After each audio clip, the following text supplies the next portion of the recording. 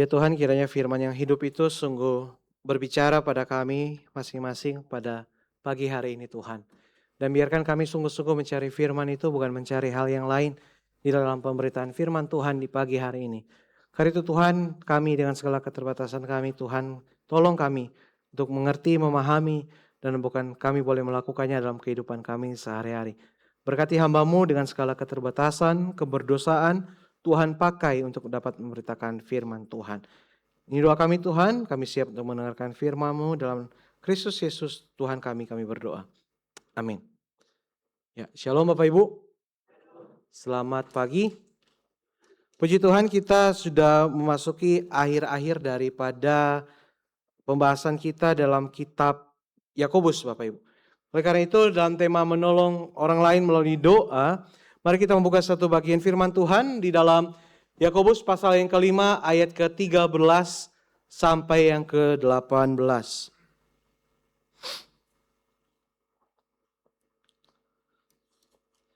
Yakobus 5 ayatnya yang ke-13 hingga yang ke-18.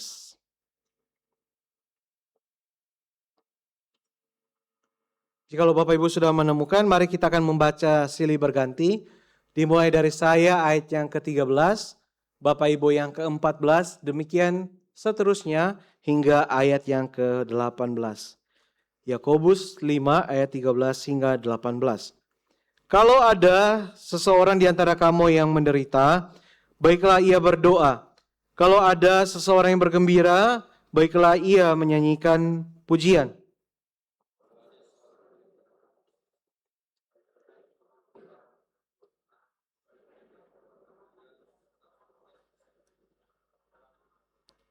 Doa yang lahir dari iman akan menyelamatkan orang yang sakit itu dan Tuhan akan membangunkan dia.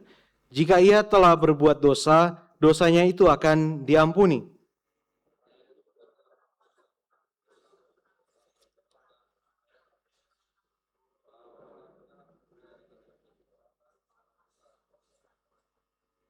Elia adalah manusia biasa sama seperti kita. Dan ia telah bersungguh-sungguh berdoa supaya hujan jangan turun. Dan hujan pun tidak turun di bumi selama 3 tahun dan 6 bulan.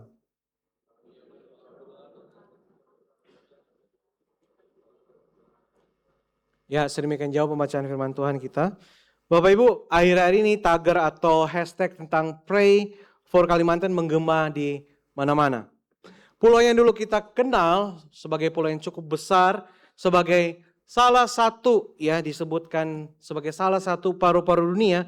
Kini kalau kita lihat itu dipenuhi dengan titik-titik api yang luasnya luar biasa banyak. Kalau kita lihat saja dari gambar yang ini, maka kita lihat itu bukan cuma setengah lagi, itu udah setengah lebih. Dan kita tidak tahu aktualnya sekarang itu sudah berapa banyak. Nah Bapak Ibu, banyak pihak yang menduga bahwa bencana ini bukan sekedar karena musim kemarau secara alami kemudian mengalami kebakaran. Akan tetapi banyak pihak yang menduga bahwa ada faktor kelalaian dan juga ada faktor keserakahan daripada pihak-pihak tertentu yang sengaja untuk apa? Membakar lahan demi keuntungan materi yang sepihak. Nah Bapak Ibu, ironisnya ketika segelintir orang mereka menggemukkan rekening bank mereka sebanyak-banyaknya dengan pembebasan lahan ini, ada banyak rakyat kecil, buruh tani, dan anak-anak di sana yang hari ini harus apa? Menanggung akibatnya. Mereka makin kaya, yang kecil makin tertindas. Dengan apa? Mereka harus setiap hari menghirup asap yang beracun. Setiap hari Bapak Ibu. Setiap hari. Nah Bapak Ibu, realitas memilukan ini seringkali memicu kemarahan kita di dalam hati kita. Dan mungkin kita juga bertanya, mengapa orang kaya yang serakah itu bisa bertindak semena-mena, sementara orang-orang yang lemah seperti ini harus selalu menjadi korban. Nah Bapak Ibu, pertanyaan yang sangat jujur ini juga ternyata menjadi sebuah jeritan hati oleh jemaat-jemaat yang pada waktu itu mereka menerima surat Yakobus di ribuan tahun yang lalu. Seperti yang kita lihat di dalam awal-awal daripada pembukaan Yakobus, khususnya di Yakobus 5 ayat pertama hingga ke-7. ketika kita membaca perikop ini, kita akan melihat bahwa Rasul Yakobus itu sedang berhadapan dengan situasi yang ya kurang lebih mirip lah dengan apa yang terjadi hari-hari ini di Indonesia ataupun di Kalimantan. Bukan soal kebakarannya, tapi ia sendiri yang melihat ya pada waktu itu orang-orang yang dikatakan sebagai pemilik tanah, mereka yang kaya raya, mereka tuh semakin hari semakin menimbun harta. Ya, mereka tidak peduli dengan orang-orang di sekitar mereka, yang mereka pedulikan adalah menimbun harta. Dan kalau kita ingat, minggu-minggu sebelumnya sudah beberapa kali dikhotbahkan tentang menimbun harta ini. Ya, tentang bahaya daripada orang-orang yang menimbun harta ini. Saking mereka tidak pedulinya begini Bapak Ibu. Mereka punya lahan, mereka pakai buru-buru tani ini, orang-orang yang lemah ini, untuk membuat lahan mereka semakin sejahtera. Sudah lahannya makin bagus, upahnya itu ditahan. Biar apa? Biar mereka makin kaya. Padahal buruh tani ini butuh upahnya hari itu. Kalau dia hari itu tidak dapat, maka tidak ada makanan bagi dia dan keluarganya pada hari itu juga. Nah Bapak Ibu, ketika Yakobus melihat realitas seperti ini, Yakobus tidak memilih sebuah tindakan pasif. Ya, dia tidak pasif melihat sebuah ketidakadilan sosial, ketidakadilan ekonomi yang terjadi pada waktu itu. Dalam bagian yang kita baca ini, setidaknya ia sudah memberikan 2 respon rohani mengenai bagaimana harus kita responi tentang baik keserakahan harta dan bagaimana tentang orang-orang yang tertindas ini harus merespon Bapak Ibu. Nah, dalam realita kehidupan yang seperti ini, mungkin bagi mereka yang tertindas pada waktu itu, dan mungkin kalau konteks kita pada saat ini, waktu kebakaran di Kalimantan, kita bisa ngapain Bapak Ibu? Mungkin kita merasa kita tidak bisa melakukan apa-apa. Tapi di tengah-tengah realitas, para buruh tani itu tidak bisa melakukan apa-apa, dan kita juga sekarang mungkin tidak bisa melakukan apa-apa secara spesifik. Yakobus mengajak kita untuk dengan sebuah jawaban yang pasti secara spiritual, yaitu menaikkan doa syafaat yang berkuasa. Menaikkan doa. Di tengah-tengah kita tidak bisa melakukan apapun, Yakobus menjawab realitas hidup seperti ini.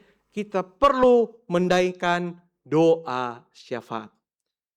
Tapi Bapak Ibu yang dikasihi dalam Tuhan, jikalau kita boleh jujur di hadapan Tuhan, akhir-akhir ini banyak bencana kan? Sebelum kebakaran di Kalimantan ini, ada bencana gempa. Yang kita cukup lihat itu adalah NTT.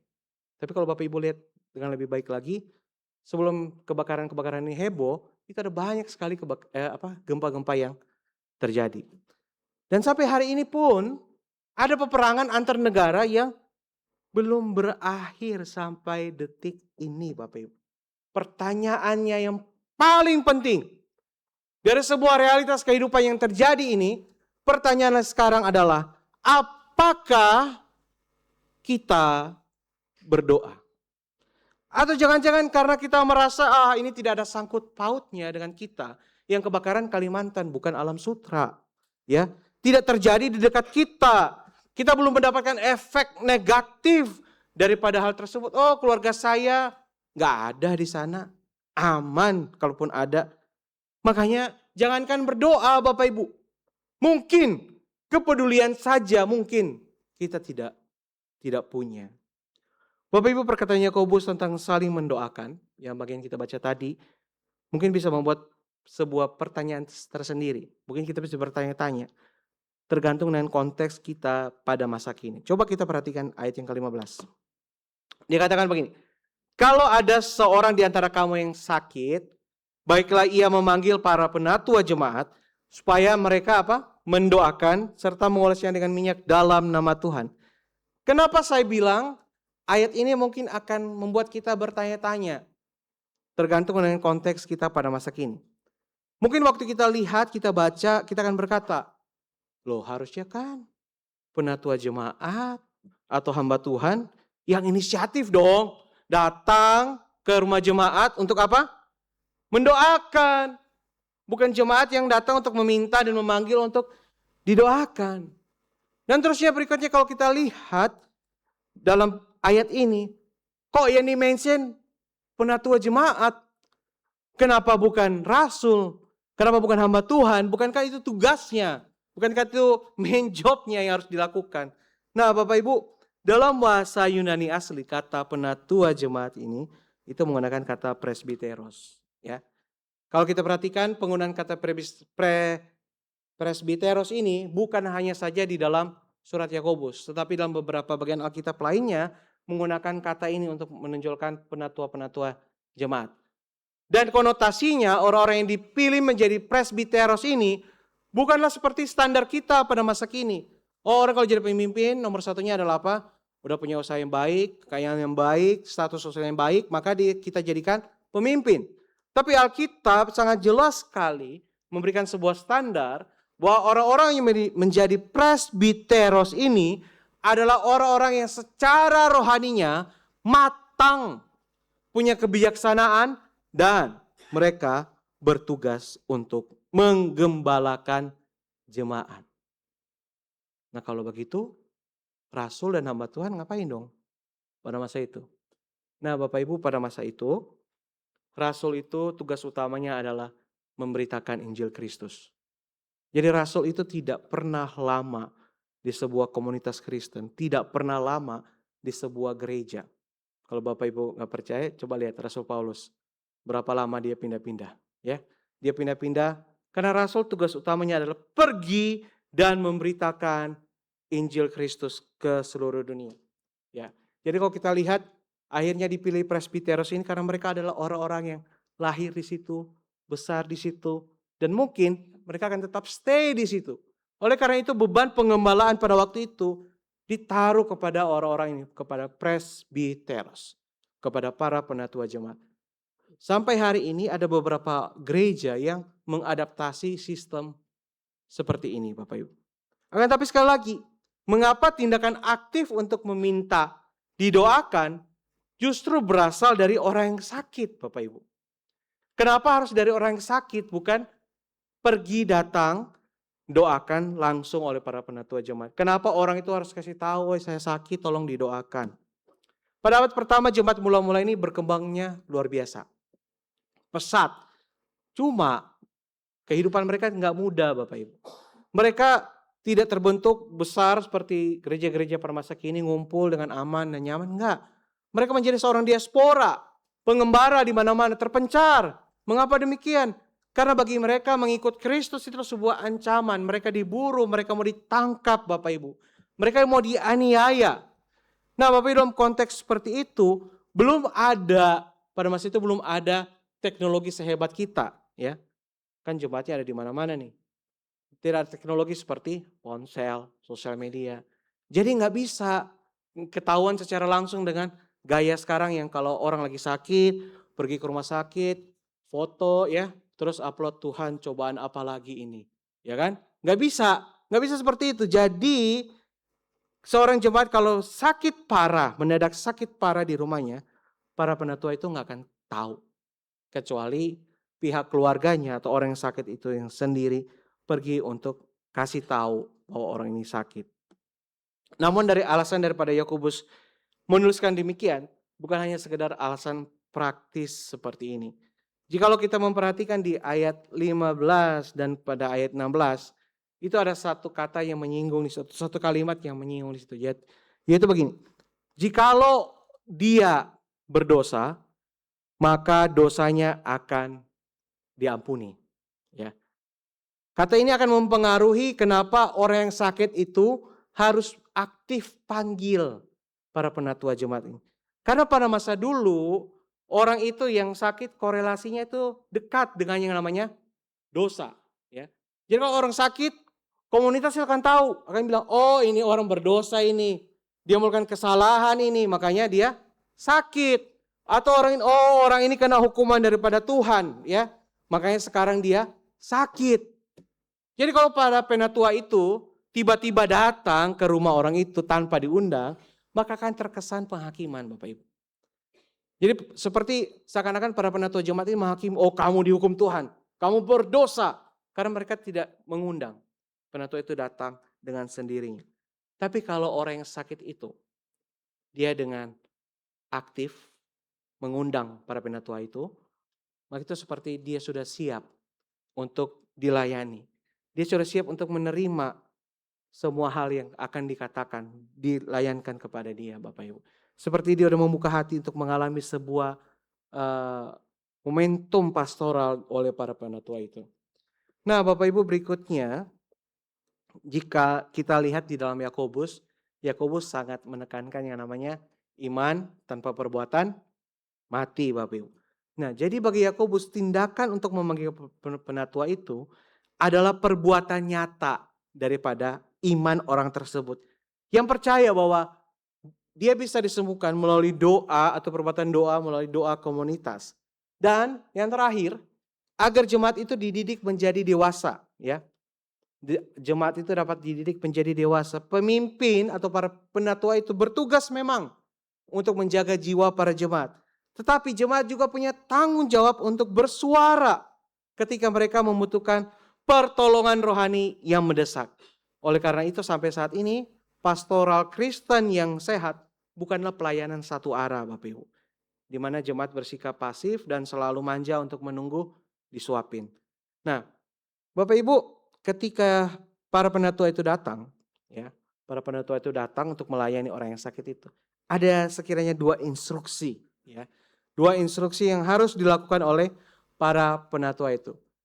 Coba kita lihat di sini. Yang pertama, baiklah ia memanggil para penatua jemaat supaya mereka 1. Mendoakan serta 2. Mengolesnya dengan minyak dalam nama Tuhan, Bapak Ibu.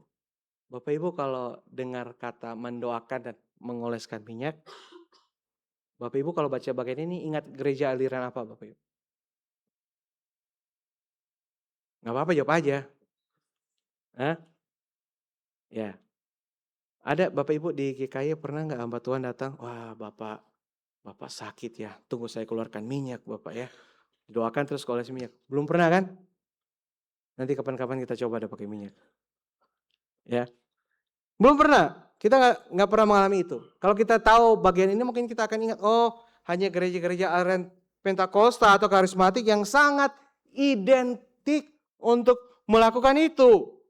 Dan mereka sangat identik menggunakan kata-kata atau bagian firman Tuhan seperti ini untuk mengoleskan minyak tersebut. Namun Bapak Ibu, ada sebuah alasan praktis mengapa tindakan mengoleskan minyak ini dilakukan pada zaman itu. Nah Bapak Ibu, minyak daripada minyak zaitun itu dia adalah obat utama. Ya. Pada masa itu minyak zaitun menjadi obat utama masyarakat. Ya. Banyak tersedia, manfaatnya juga banyak. Jadi orang-orang pada masa itu sering menggunakan minyak zaitun untuk sebuah sarana kesembuhan. Ya, jadi seperti minyak itu sering dipakai untuk meredakan nyeri otot, membersihkan kulit, ya, dan membersihkan luka. Banyak hal lainnya juga yang sering dilakukan dengan minyak zaitun itu. Maka tindakan untuk mengoleskan minyak seperti tindakan aktif untuk apa? Selain mendoakan, kita punya tindakan aktif untuk berperan menyembuhkan orang ini, ya, menolong penyakit daripada orang ini. Dan memang ada makna simbolis yang dapat dipahami secara spiritual melalui tindakan mengoleskan minyak. Bapak Ibu, Tuhan kita siapa namanya? Waduh, kalau nggak tahu gawat ini. Tuhan kita siapa namanya Bapak Ibu? Yesus. Nah, tahu arti kata Kristus nggak?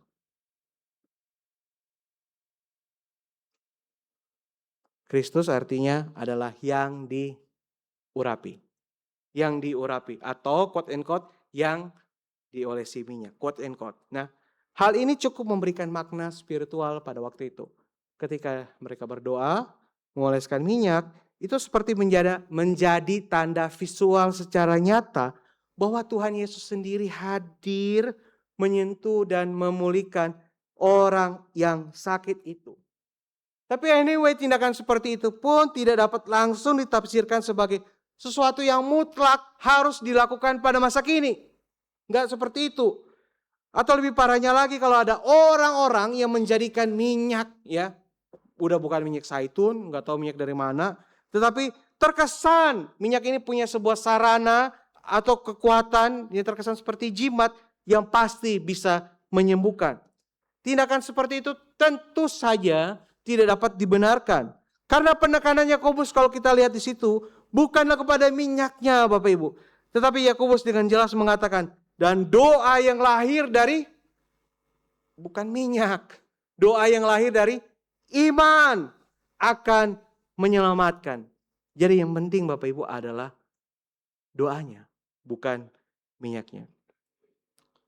Bapak Ibu, bagi Bapak Ibu yang berprofesi sebagai seorang dokter, mungkin Bapak Ibu sering melihat banyak orang sakit, apalagi kalau Bapak Ibu melayani di IGD atau di rumah sakit yang besar. Nah, Bapak Ibu coba bayangkan, Bapak Ibu ini adalah seorang pasien yang kritis, ya. Baru saja mengalami kecelakaan yang hebat, ya, baru saja kena serangan penyakit yang hebat, tidak bisa melakukan apa-apa. Ada seorang yang sakit kritis, kecelakaan, kehilangan banyak darah, tubuhnya lemas, berada dalam kondisi koma. Di tengah-tengah kondisi seperti itu, si dokter datang. Kamu perlu minum obat, ya. Ambil obat sendiri ya di apotek di depan, ya. Kamu pergi ambil obat sendiri. Terus jangan lupa infus juga beli dan habis itu pasang, ya. Habis itu jangan lupa ke PMI urus apa transfusi darah. Cari ya. Nanti kalau udah lebih sehat, kamu harus masak makanan bergizi, kemudian makan biar cepat pulih. Bisa nggak orang pasien kritis melakukan semuanya itu sendiri? Bisa nggak Bapak Ibu? Kalau Bapak Ibu dapat dokter begitu gimana? Wah ini dokter bercanda ini. Saya bukannya makin sembuh malah makin sekarat. Nah Bapak Ibu, yang harusnya dilakukan oleh dokter itu adalah dia akan mencari kantong darah dari orang lain yang sehat. Dan dia akan melakukan sebuah transfusi darah daripada orang yang sehat itu kepada orang yang sekarat ini. Sehingga hidup pasien yang sekarat itu seakan-akan diselamatkan oleh darah yang mengalir daripada tubuh orang lain ke dalam pembuluh darahnya. Bapak Ibu yang dikasihi Tuhan, mendoakan orang lain adalah seperti melakukan transfusi darah rohani. Ketika seorang jemaat sedang sakit parah, dia sedang depresi, dia sedang hancur, dia sedang terpuruk karena banyak hal. Itulah mengapa para penuntut jemaat yang lainnya yang sedang sehat ini ketika mereka dipanggil untuk datang, mereka harus berlutut bersama-sama berdoa untuk orang ini.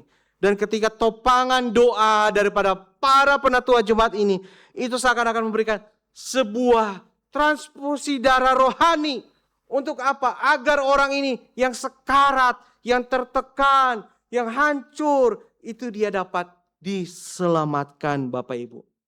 Bapak Ibu, sadarkah kita, doa kita yang kita anggap itu sederhana, kita ketika berdoa, kita sedang memberikan sebuah keselamatan buat mereka. Seperti sebuah harapan buat mereka, Bapak Ibu. Kita sedang menyalurkan kekuatan rohani kita kepada jiwa mereka yang hari itu kosong, Bapak Ibu. Bapak Ibu, mengapa demikian? Karena Yakobus punya satu keyakinan, Bapak Ibu. Kalau orang itu sakitnya parah, bukan cuma fisiknya sakit, tapi jiwanya juga sakit, Bapak Ibu. Bapak Ibu kalau cuma sakit flu, hari ini kan batuk bersin-bersin, kira-kira depresi nggak Bapak Ibu? Kena mental nggak Bapak Ibu?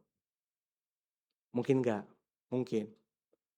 Tapi kalau hari ini, sebelum Bapak Ibu datang ke gereja, ternyata kemarin baru habis pemeriksaan kesehatan.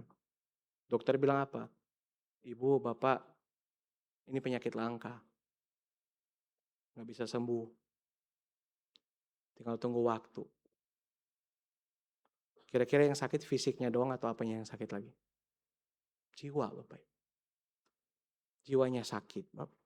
Karena itu Yakobus menggunakan kata-kata yang demikian.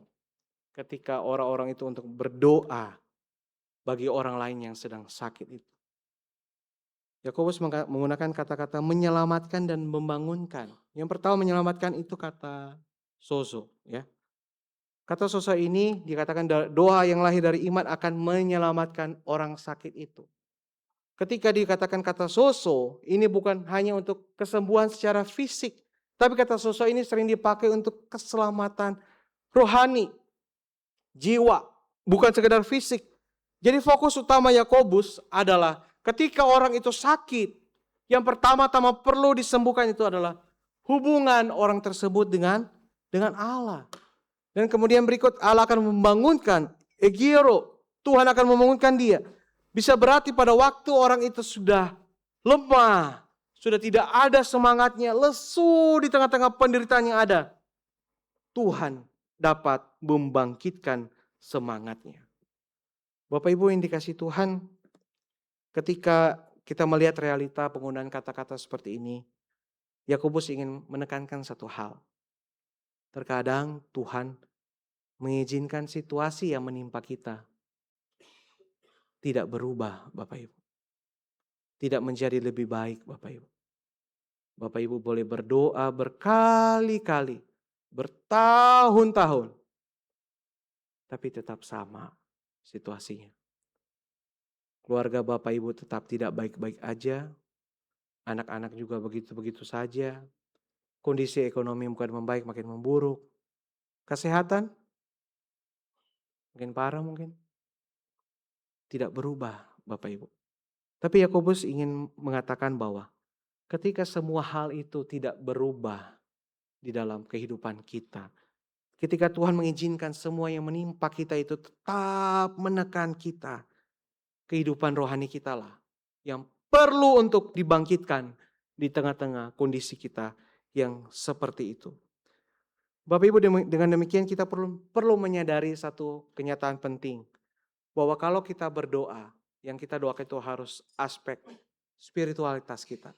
Yang aspek paling penting adalah jiwa kita. Sehingga kita bisa menghadapi situasi kehidupan yang tidak berubah, tapi kita boleh terus berjalan bersama dengan Tuhan. Tim Keller dalam bukunya tentang prayer, dia berkata begini. Prayer turns theology into experience. Ketika kita berdoa, mengubah pemahaman kita tentang Tuhan menjadi sebuah pengalaman. Nah, ini sama persis Bapak Ibu dengan orang-orang yang ada di surat Yakobus, di mana orang-orang pada waktu itu pintar sekali berteologi. Tapi ketika banyak hal yang datang menganiaya mereka, kepintaran mereka seakan-akan tidak sama dengan apa yang mereka lakukan. Perbuatan mereka itu tidak sama dengan kepintaran mereka. Karena itu Yakobus menekankan iman tanpa perbuatan itu adalah mati. Namun Bapak Ibu, hari ini kalau kita sudah tahu banyak tentang Tuhan, kita sudah baca buku banyak tentang Tuhan, Alkitab kita sudah bolak-balik Kejadian sampai Wahyu, kita sudah dengar banyak hal dari khotbah-khotbah. Tapi hari ini kita perlu untuk berdoa. Karena apa Bapak Ibu? Di dalam doa lah kita menguji semua teologi kita benar enggak kita punya iman kepada Tuhan. Benar enggak saya bisa jalan sama Tuhan? Benar enggak semua pemahaman saya ini saya dapat hidupi dalam kehidupan saya sehari-hari? Doalah cara kita menguji apakah kita hidup di dalam Tuhan atau tidak. Di dalam doalah kita benar-benar Bapak Ibu menguji apakah kita cuma sekedar tahu atau hidup untuk Tuhan. Nah Bapak Ibu jangan jadikan doa itu cuma backup plan. Udah rencana A, B, C, D, gagal semua baru kita berdoa. Jangan juga jadikan doa itu ucapan syukur formalitas. Karena baru dapat ini, baru dapat itu, akhirnya kita mengucap syukur dalam doa kepada Tuhan. Bapak Ibu doa itu adalah nafas hidup yang membawa setiap teologi kita tentang Allah yang berdaulat itu masuk ke dalam ruang pengalaman kita pribadi, secara pribadi, setiap harinya. Bapak Ibu mengalami Allah pada waktu kita berdoa, atau kita didoakan, atau kita mendoakan orang lain. Itu harusnya menjadi sebuah pengalaman yang indah bagi kita sebagai orang Kristen. Bapak Ibu dalam komunitas yang tersebar mengalami penganiayaan ini, tindakan untuk saling mendoakan ini termasuk para penatua. Mereka di-aware sama oleh Yakobus agar mereka tidak sombong rohani, Bapak Ibu. Kalau Bapak Ibu lihat di sini, Yakobus itu dengan tegas mengatakan, karena itu hendaklah kamu saling mengaku dosamu dan saling mendoakan supaya kamu sembuh. Doa yang benar bila doa diyakin doakan sangat besar kuasanya. Nah, Bapak Ibu, bagi Yakobus, doa yang berkuasa itu bukan datang dari orang yang luar biasa. Tapi doa yang berkuasa itu justru butuh sebuah kerendahan hati. Baik yang mendoakan, baik yang didoakan. Untuk apa? Sama-sama introspeksi diri. Sebagai manusia yang sama-sama berdosa. Sebagai manusia yang sama-sama lemah. Tidak ada yang lebih tinggi dan tidak ada yang lebih rendah. Tidak ada yang lebih benar dan tidak ada yang lebih salah. Semuanya itu adalah manusia yang berdosa. Oleh karena itu Yakobus menunjukkan seorang tokoh yang terkenal doanya ampuh, doanya luar biasa. Tokoh itu adalah Elia, Bapak Ibu. Tapi maksud daripada Yakobus pakai tokoh Elia ini hanya ingin menekankan bukan doa yang luar biasa. Tapi justru Yakobus ingin bilang Elia pun manusia berdosa yang biasa saja. Jadi Yakobus ingin menekankan kalau kita berdoa jangan kita sombong rohani. Alkitab jelas mengatakan semua manusia telah berdosa dan telah kehilangan kemuliaan Allah. Bapak Ibu hati-hati. Semua loh. Bukan sebagian. Itu termasuk saya, termasuk hamba-hamba Tuhan yang lain, termasuk kita semua yang duduk di sini. Kita telah berdosa dan telah kehilangan kemuliaan Allah. Mungkin selama ini kita selalu bertanya-tanya, Tuhan, mengapa doa saya belum dijawab? Atau mengapa Tuhan doa kami belum dijawab? Kita merasa, kok Tuhan tidak bekerja? Tuhan diam, tidak menjawab. Tapi mungkin kita lupa satu hal penting. Seperti kata Yakobus, untuk mengintrospeksi diri.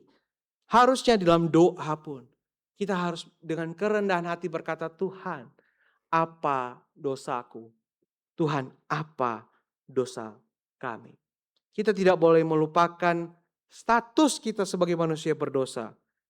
Dalam keberdosan kita sesungguhnya kita itu, saya dan Bapak Ibu gak layak untuk berdoa di hadapan Tuhan. Doa kita tuh kan terhalang dengan setiap dosa-dosa kita. Tuhan tuh gak mau lihat dosa. Dosa itu hal yang menjijikan buat Tuhan. Dan kalau kita tidak mengaku dosa di hadapan Tuhan, maka semua yang kita naikkan itu adalah kosong. Satu-satunya yang membuat kita bisa berdoa di hadapan Tuhan adalah karena pengorbanan Yesus Kristus, Bapak Ibu. Di atas kayu salib, buat saya dan saudara, buat kita semua. Ketika kita dibenarkan menjadi umat Allah, maka pengorbanannya itu pun membuat kita dapat menaikkan setiap doa-doa kita di hadapan Allah. Tanpa pengorbanan Kristus, maka hari ini setiap kita yang di sini, tanpa kita diubahkan oleh Kristus, kita tidak dapat berdoa di hadapan Allah. Bapak Ibu, ada sebuah kisah nyata ya, yang menarik tentang kehidupan berdoa. Dari seorang yang bernama Dimitri. Dimitri ini pertama kali dicatat oleh misionaris Nick Ripken dalam bukunya yang sangat terkenal yaitu The Insanity of God. Saya mendorong Bapak Ibu kalau suka baca kesaksian hidup real tentang perjuangan-perjuangan iman, Bapak Ibu ini adalah one of the book yang Bapak Ibu harus ada. The Insanity of God. Di dalam kisah ini adalah salah satu kesaksian paling luar biasa tentang kesetiaan, ketekunan dan bagaimana Tuhan memakai doa untuk hidup seorang Dimitri. Sesungguhnya Dimitri ini bukan orang yang luar biasa. Dimitri itu hanya seorang pria biasa, seorang suami yang biasa-biasa saja, seorang ayah yang biasa-biasa saja. Tapi orang ini adalah orang yang cinta Tuhan luar biasa. Dimitri memulai sebuah pendalaman Alkitab kecil-kecilan di rumahnya bersama istri dan anak-anaknya. Ternyata lama-kelamaan pendalaman Alkitab ini banyak orang tertarik. Dan sampai rumahnya dipenuhi sekitar 150 orang yang datang untuk ikut bergabung dalam pendalaman Alkitab. Suatu kali, suatu malam ketika mereka lagi melakukan PA, Bapak Ibu, tiba-tiba pasukan komunis itu datang. Ya, karena mereka pada waktu itu hidup di tengah-tengah konteks komunis yang tidak menyukai agama, Bapak Ibu. Ketika mereka lagi PA, pasukan itu datang dan mereka berkata, hentikan omong kosong agama ini, atau malam ini akan menjadi malam terakhir di hidup kalian. Bapak Ibu hari itu, malam itu, PA yang menarik itu menjadi mencekam. Bapak Ibu, orang yang sangat tertarik belajar firman Tuhan menjadi sangat ketakutan. Dan di tengah-tengah ketakutan seperti itu, akhirnya Dimitri menyerahkan diri. Bapak Ibu, Dimitri ditahan, dianggap sebagai seorang pemberontak. Dia diseret dan keluarganya juga dijatuhi hukuman. Dimitri akhirnya dipenjara sekitar kurang lebih 17 tahun penjara. Dia dijebloskan ke dalam penjara yang sangat kejam. Dan di tengah-tengah penjara itu dia dari 1.500 orang yang ada di tengah-tengah penjara itu, dia satu-satunya orang Kristen, Bapak Ibu. 1.500 yang lainnya mereka adalah pembunuh yang sangat kejam. Mereka adalah perampok, kriminal kelas berat, Bapak Ibu. Dan ketika dia dalam tempat yang seperti ini, Bapak Ibu, setiap hari dia harus mengalami yang namanya penindasan di dalam imannya. Dia dihukum, dia juga diejek oleh 1.500 orang setiap hari karena imannya, Bapak Ibu. Bapak Ibu diejek satu orang mungkin belum sakit hati, 2 orang gak terlalu, 3 orang mulai emosi, 4-5 orang mulai meledak emosinya. Bayangkan itu tiap hari, ini 1.500 Bapak Ibu. Tiap hari 1.500 orang mengejek-ejek Dimitri. Karena apa? Karena imannya.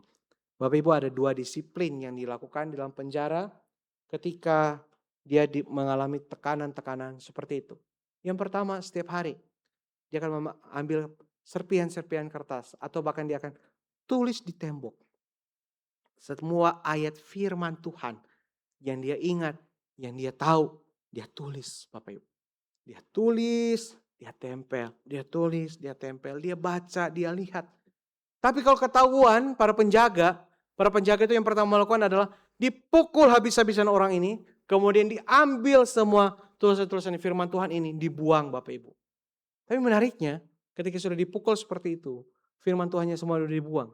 Besoknya dia melakukan hal yang sama lagi, Bapak Ibu. Dia tulis ayat firman Tuhan, dia tempel. Dia pukul lagi, dia tulis lagi, dipukul lagi, dia tulis lagi, ditempel lagi. Berkali-kali Bapak Ibu selama 17 tahun. Dia mengalami hidup yang seperti itu. Disiplin yang kedua, agar tetap kerohaniannya tetap terjaga. Setiap pagi dia bangun, dia berdoa, dia menghadap keluar dari sela-sela penjara itu. Dia angkat tangan, dia menciptakan sebuah lagu. Nanti Bapak Ibu cari lagunya. Katanya, oh God, give me strength. Oh God, give me strength. Ini yang membuat dia terus bertahan di dalam tekanan imannya. Tapi Bapak Ibu, ternyata orang yang sudah ditekan, dipukuli habis-habisan, dihina habis-habisan selama 17 tahun. Belasan tahun gagal, para sipir ini gagal mematahkan iman seorang Dimitri. Mereka ingin sekali agar Dimitri ini menyangkal imannya. Hingga satu kali, mereka kali ini menyerang dengan sesuatu yang berbeda. Mereka menggunakan teknik yang sangat kejam secara psikologis. Mereka bawa Dimitri ke sebuah ruang integrasi, Bapak Ibu. Mereka kasih foto-foto palsu serta rekaman palsu tentang istrinya yang disiksa, keluarganya yang disiksa, atau istrinya yang juga sudah dibunuh oleh mereka. Bahkan beberapa orang menceritakan bahwa mereka dengan sengaja mendanani seorang perempuan yang mirip istrinya, dipukul di depan dia, dibawa depan dia, dan mengatakan istrimu sudah mati. Keluargamu sudah gak ada. Bapak Ibu, ternyata ketika dia mengetahui keluarganya hancur, meskipun itu kebohongan, pertahanan iman seorang Dimitri drop, Bapak Ibu. Dia hancur habis-habisan. Dia sakit sekali. Dia tidak tahan kali ini. Dia melihat kenyataan pahit. Istrinya dikatakan mati. Anak-anaknya dianiaya. Ternyata yang membuat dia itu gak tahan adalah ketika dia keluarganya hancur, Bapak Ibu. Bapak Ibu, di malam itu dia berkata, ya sudah, besok kalian bawa surat penyangkalan iman, saya tanda tangan. Saya tanda tangan, saya akan menyangkal iman saya. Bapak Ibu, namun di malam yang sama, dengan jarak yang kira-kira 1000 kilometer jauhnya Bapak Ibu, tiba-tiba istri dan anak-anak daripada Dimitri itu di malam hari mereka terbangun. Roh Kudus seperti memberikan sebuah alarm bahwa suaminya, ayah mereka, keluarga mereka ini sedang mengalami sebuah tekanan yang luar biasa. Berada dalam sebuah bahaya rohani yang luar biasa sekali.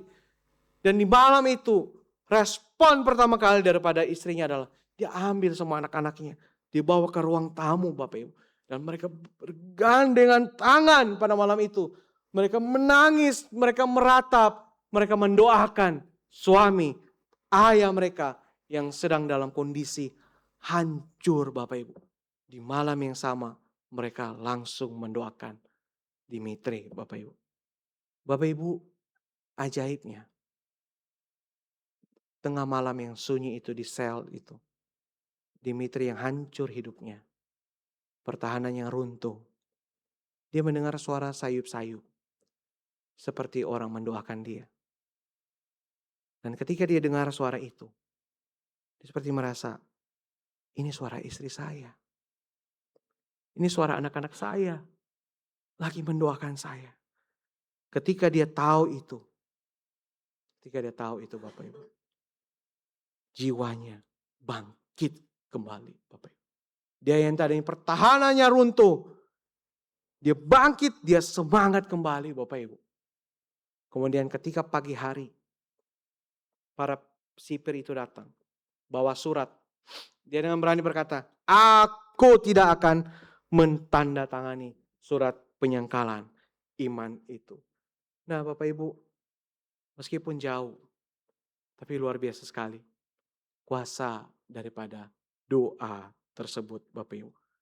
Roh Kudus seperti memberikan alarm di hati istri dan anak-anak seorang Dimitri untuk mendoakan papanya, suaminya yang sedang mengalami depresi, mengalami tekanan, yang sedang hancur, jaraknya ribuan kilometer. Tapi karena doa mereka, melalui intervensi supranatural ini, akhirnya Dimitri jiwanya dibangkitkan oleh Tuhan Bapak Ibu. Nah Bapak Ibu, hingga akhirnya mereka memutuskan Dimitri ini sudah tidak bisa diapa-apain. Dia gak bisa lagi untuk dipaksa menyangkal imannya. Dia terlalu kuat imannya. Dia harus dihukum mati. Dimitri akan dihukum mati. Dan pada hari dia mau dihukum mati Bapak Ibu, pagi hari pintu penjara itu dibuka.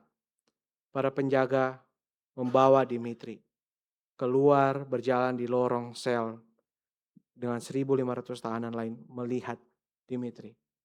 Bapak Ibu tahu 1.500 tahanan yang belasan tahun mengejek iman Dimitri. Pada waktu itu ketika dia mau dieksekusi mati, satu persatu buka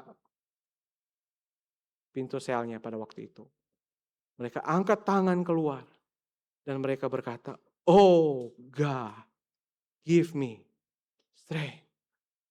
Satu berkata seperti itu. Satu berkata, oh God, give me strength. Sel demi sel. Mereka menyanyikan lagunya Dimitri, Bapak Ibu. Orang-orang yang selama ini tidak percaya kepada iman daripada Dimitri, mereka malah menyanyikan Dimitri. Oh God, give me strength.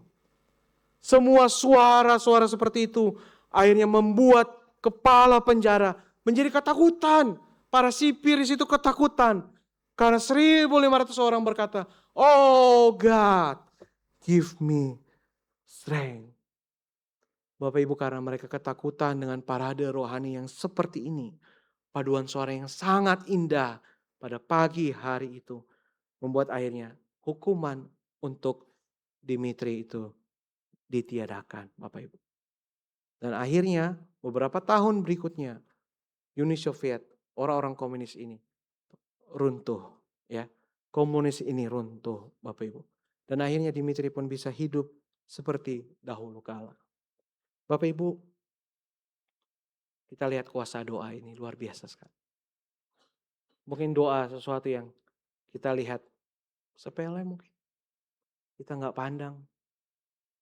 Mungkin kita pikir, oh kalau kita bantu orang, kita bantu ini dan itu. Tapi kita lupa satu hal. Doa itu lebih berkuasa daripada apapun. Karena itu Bapak Ibu hari ini, di tempat ini mungkin ada orang-orang yang pertahanannya sudah hancur. Ada orang-orang yang butuh ditopang Bapak Ibu. Ada orang-orang yang tertekan.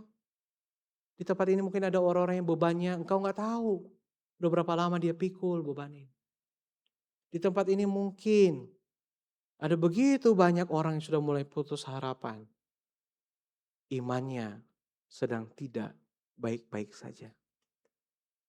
Mau nggak doain? Doa Bapak Ibu. Mau nggak tolong? Mau nggak topang? Melalui doa. Tapi kalaupun kita yang mengalami hal itu, kata Yakobus, panggil, aktif, mintalah untuk didoakan. Karena itu Bapak Ibu mari hari ini kita pulang, kita mengingat, kita perlu untuk menjadi gereja yang berdoa. Kita perlu menjadi gereja yang berdoa, yang menopang satu sama lain di tempat ini.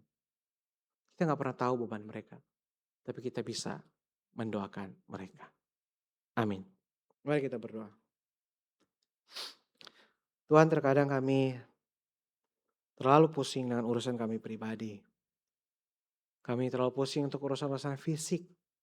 Menolong orang lain pun kami lihat dari kacamata secara fisik. Kami melupakan satu bagian yang paling penting yang Tuhan ajarkan buat kami. Doa.